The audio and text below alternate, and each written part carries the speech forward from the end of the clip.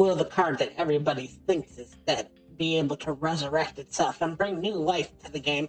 Find out what's going on as I hereby invite everyone to join me on my adventures through Marvel Snap. Hey everybody, it's Annabelle. It's a brand new week, and that means it's time for a brand new Marvel Snap Pack Peek. This time around, we are talking about the card of Elixir. Elixir started out with an anti-mutant group at a young age. However, when they fought a group of student X-Men, he discovered that he was a healer by healing one of his fellow members. But then he had to knock them out in order to keep this secret. He was able to hide this power until he healed someone who he developed a crush on, and he had to tell them the truth when they asked how she was not harmed in the previous battle. When it was discovered that he was a mutant, the group delivered a fierce beating onto him, and his parents disowned him, forcing him to join those who he used to fight. Elixir only possessed the ability to sense and detect life forces at first. Later on, he learned how to transfer life force from one person to another. But if he uses this power to damage or eliminate, his skin will turn to a metallic black. His skills gradually evolved from simple scratches to simultaneously healing dozens of people to resurrecting himself and others.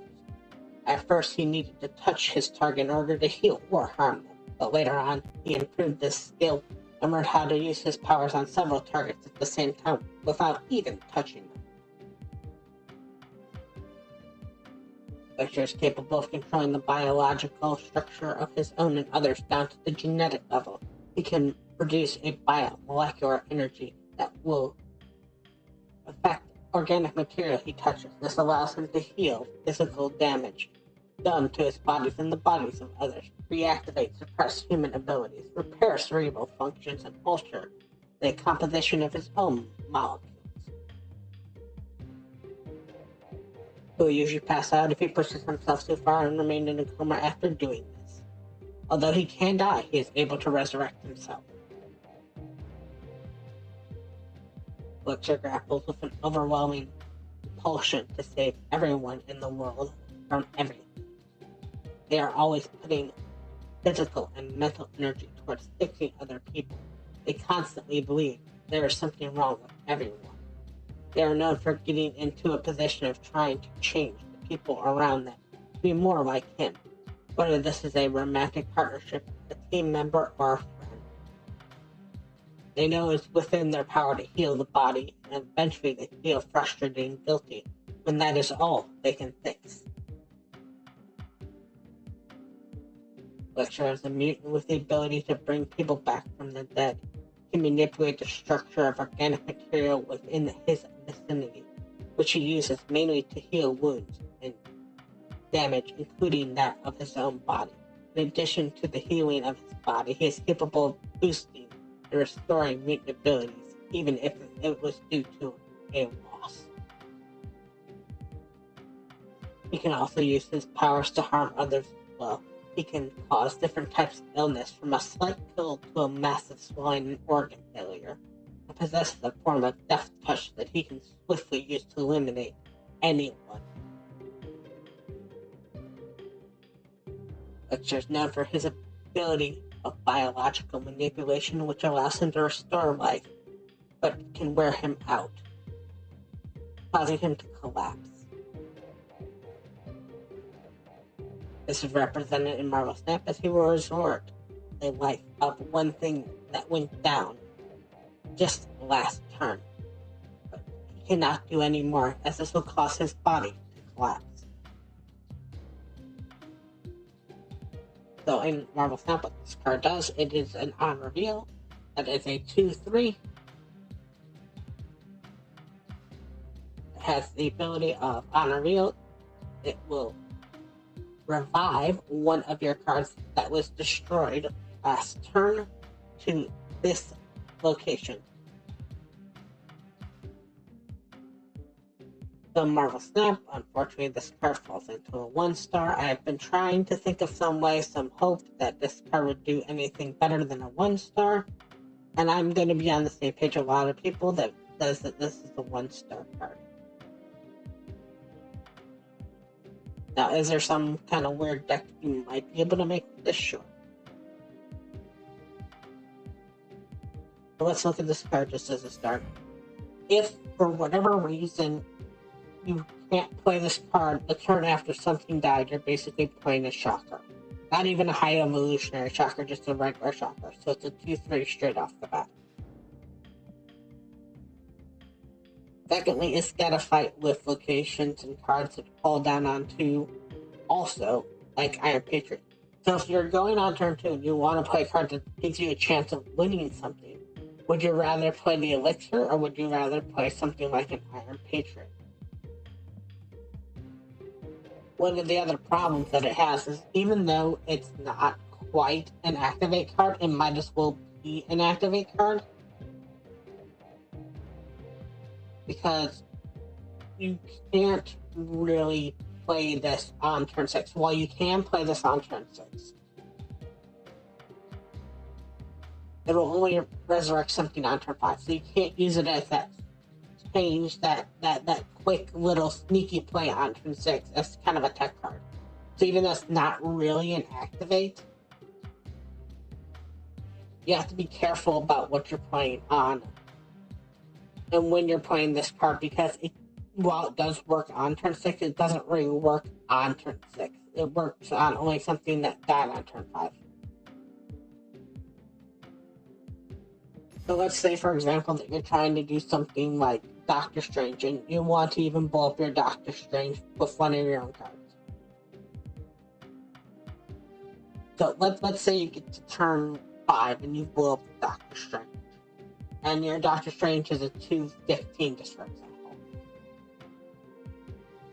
And for some reason you have the Elixir in your hand, and you're willing to play it. What else are you playing on that turn?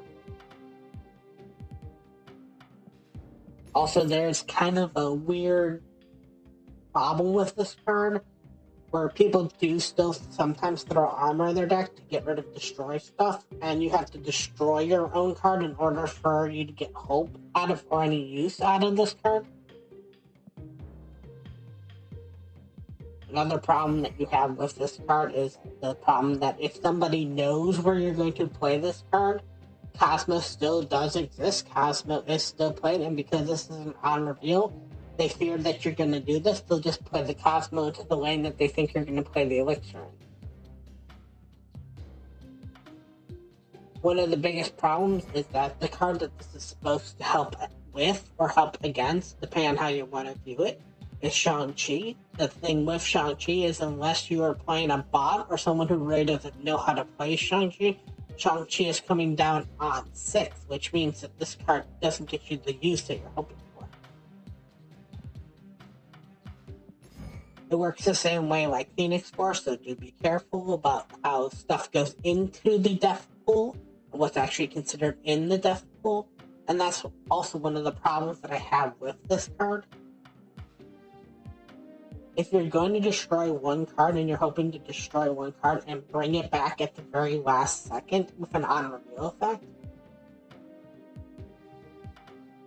there's better chances that you can do the Phoenix Force. The only thing with the Phoenix Force is the Phoenix Force can bring back any card that was destroyed, where this card brings only back the last card that was destroyed last turn. And that's part of the problem and part of the joy of it. Let's say you get down a Tuma and you're trying to play a Tuma on 4, and that's the best thing that you're trying to play on 4, and you're going to destroy something on 5. So you play down a Tuma on 4, you destroy something on 5, you bring it back on 6. That's the path you go to. But if something actually happens in your way, your opponent plays, you had up some 1-drops, your opponent plays a Killmonger, or your opponent destroys another card, or does anything else on that same turn where you were hoping to get that card, that one card back, you're now going to have a pool that's going to be diluted. I do think that there might be some kind of weird thing you can pull off with Null on this, where because you're destroying something decent, you give Null the power, And then you can play no on 6, but then you're not playing this card on 6, which is kind of the problem that you're finding with this. Because if you bring this back on 5, you're making a huge target on 5. And then no doesn't get anything good on 6. There is one kind of deck that I might see that this could be played with, which would be the Venom, because as much as Venom doesn't go into the graveyard itself, if you can somehow kill the Venom, you can get a Venom into the graveyard at times, and if you use a Venom to get a big number, like a 15 or a 16, and you destroy your Venom that's a 15 or a 16, you put the Elixir onto the lane that you would have normally done the Arnim Zola onto, because there's a lot of decks that will use the Venom Arnim Zola combo. And then you basically get a second Venom, so it's kind of almost like a Taskmaster for just Venom. But a Taskmaster that you can get down at 2 instead of at the normal 6 that Taskmaster at. So there is kind of a deck that I can see this being played in, but I don't know how you make this kind of function and work. I'm going to try it out when I can and see how this works, but I really have an issue with this card. Because I don't think it's worth getting, but if you don't get it this particular week, any other week, it's going to cost you more to get the cards that you want. If you don't get this particular card this week, if you're caught up and you miss this week, if you skip this week because you don't want the Elixir, you don't get the extra 200 collector's tokens for just the weekend missions. So you're out those 200 tokens. And then any other time while this card is in the pool, which will be for basically another month, if not 2. If you want a card, you gotta pay the full 6,000 instead of the 5,000. So, all in all, I don't think it's a good card. I'm pretty sure that there's like one deck where it might work, and that's about it. But I'm not sure if one deck is enough to really get this card for. But I am also worried that if you don't get this card, you're going to be worried about it being a dead pool going forward until it gets out of the pool in general. Anyways, I want to thank you all so much for watching, and as always, remember, play for fun.